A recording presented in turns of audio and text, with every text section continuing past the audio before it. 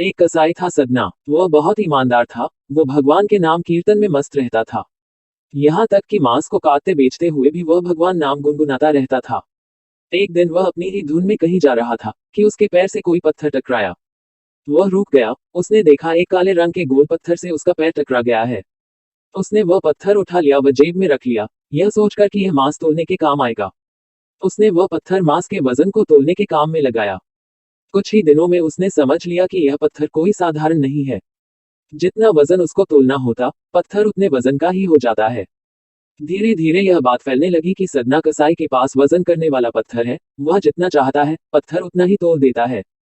किसी को 1 किलो मांस देना होता तो तराजू में उस पत्थर को एक तरफ डालने पर दूसरी ओर 1 किलो का मांस ही तुलता।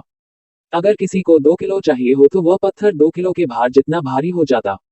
इस चमत्कार के कारण उसके यहाँ लोगों की भीड़ जुटने लगी। भीड़ जुटने के साथ ही सदना की दुकान की बिक्री बढ़ गई।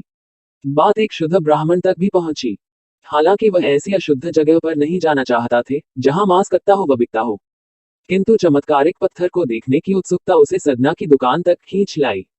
दूर से खड़ा वह सदना कसाई को मीट तोलते देखने लगा। उसने देखा कि कैसे वह पत्थर हर प्रकार के वजन को बराबर तोल रहा था। ध्यान से देखने पर उसके शरीर के रोए खड़े हो गए।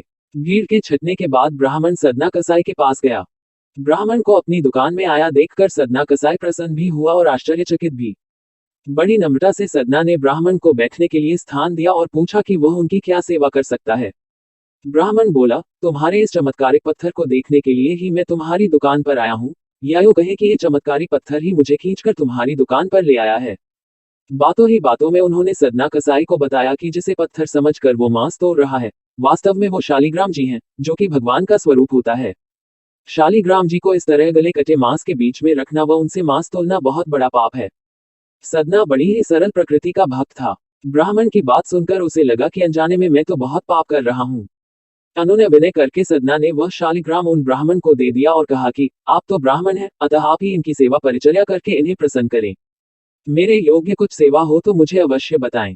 ब्राह्मण उस शालिग्राम शिला को बहुत सम्मान से घर ले आए। घर आकर उन्होंने श्री शालिग्राम को स्नान करवाया, पंचामृत से अभिषेक किया व पूजा अर्चना आरंभ कर दी। कुछ दिन ही बीते थे कि उन ब्राह्मण के स्वप्न में श्री शालिग्राम जी आए व कहा, हे ब्राह्मण, मैं तुम्हारी सेवाओं से प्रसन्न हूँ, किंतु तुम मुझे उसी कसाई के पास छोड़ आओ।